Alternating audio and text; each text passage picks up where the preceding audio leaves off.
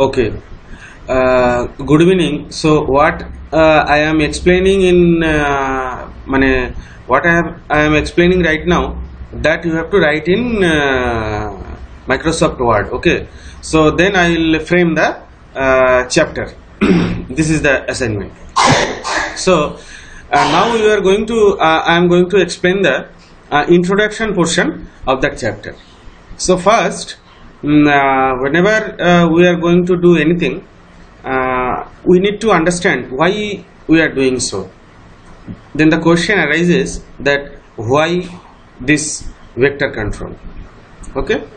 So if you see the early 90s, when the speed control of the prime mover was concerned, so separately excited DC machine, they were dominating in the field, because the control of in any electrical machine, the electrical energy, it is converting from electrical domain to mechanical domain in terms of torque and speed, means RPM. Okay.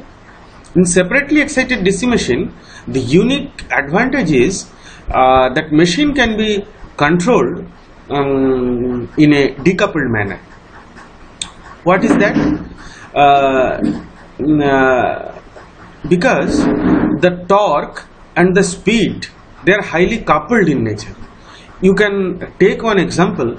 Say when you are riding your bike in a plain road, so you can go to 5th gear to raise the speed. Okay. But if suddenly inclined road is there, or it is rough, or the torque requirement is less, you cannot operate your bike in 5th gear. Definitely you have to come down to 3rd or 2nd. Okay, because your torque requirement is high. So these are the basic issue with internal combustion engines, that due to this coupled nature, your torque and speed cannot be controlled in an isolated manner. Okay, but the same thing is possible in separately excited DC machine, because the torque and the flux circuit, those are galvanically isolated. So the torque and the flux can be controlled in an isolated manner. But the problem is the DC machine is not maintenance free. Okay, and it cannot operate in hazardous environment like refineries or pharmaceuticals or any petrochemicals where the hazard free operation is desirable. Okay, so to avoid those kind of things, the squirrel cage asynchronous induction machine was evolved. Okay, so this machine, they are very robust, rugged, and it can operate in hazardous environment also. So due to this advantage, today, if you see, if you can take the statistics of the total prime mover of any process or power or any kind of industries, so you can see more than 95% prime movers are asynchronous induction machine. Okay, here one by virtue of its construction, it is obvious that the rotor is getting magnetized due to stator field. Okay, and as this is happening, so definitely the stator flux will be always lagged from the rotor flux will be always lagged from the stator flux. Okay, that's why rotor will never able to catch the speed of the synchronous rotating speed of the stator flux. So it is always be lagging. It is not synchronous. That's why it is called asynchronous induction machine. Okay, this problem, these things will make the task of a control engineer very difficult when the high performance dynamic response of the machine is concerned. That means you see, there is a when the asynchronous induction machine, asynchronous induction machine came in market. Also, people used to do V by F control. You know, V by F control means that is to change the torque, you need to change the frequency, and as that and with that ratio, you need to change the voltage also to maintain the flux.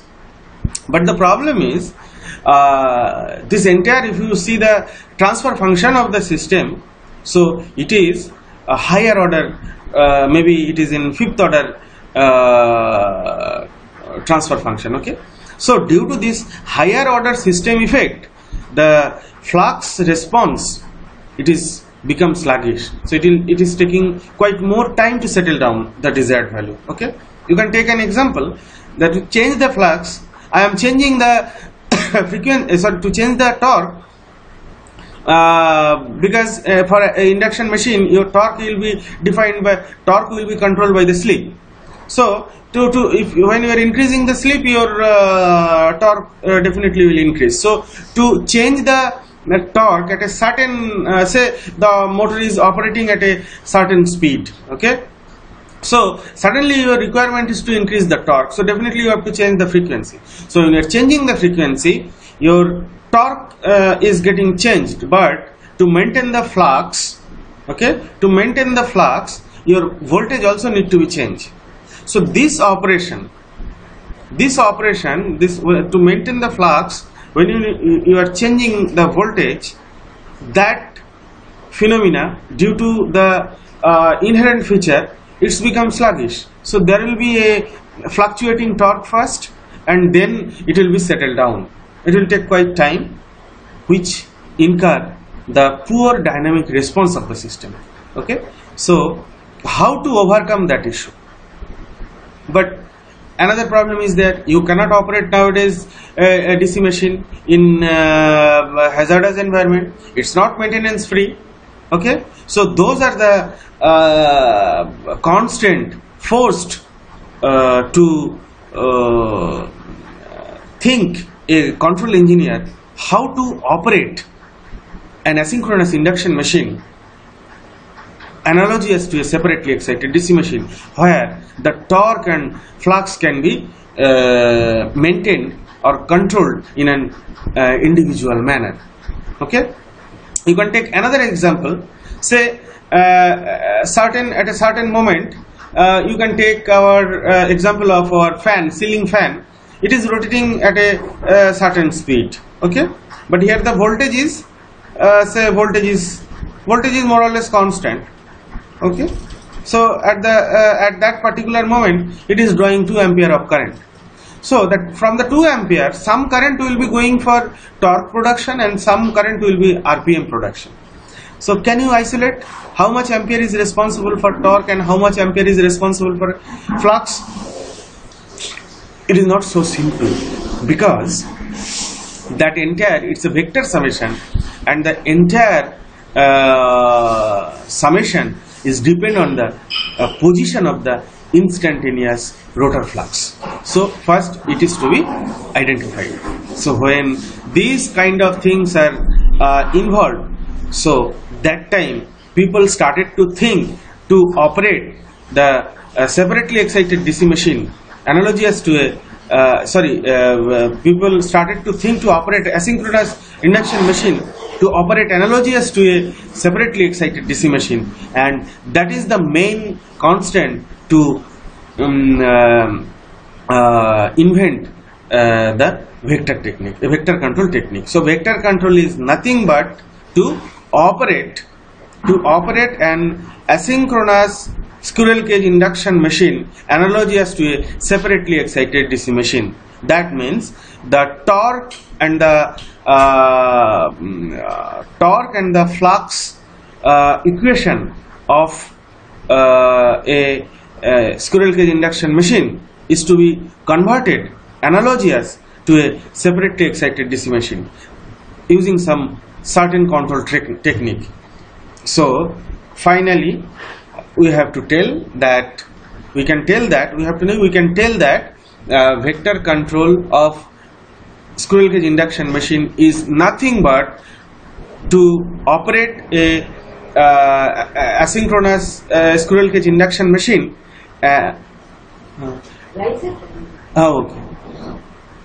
Analogous to a separately excited DC machine by positioning the instantaneous rotor flux with the direct axis of synchronous rotating reference frame. If you are doing so, then the torque and the flux equation, mainly in the torque equation of the asynchronous induction machine, will be converted to the torque analogous to the torque equation of a separately excited DC machine, which is nothing but called vector control. Okay, so this should be the introduction. Thank you. You can write it tonight, and you can write into Word. This whatever I have told, you can write in Word and type in Word, and you can mail me. Okay. I'll send you my email ID also. Tonight you do this. Once it is over, then I will give you the next topic. So within our plan is within this week we will finish this one. Okay. Thank you so much.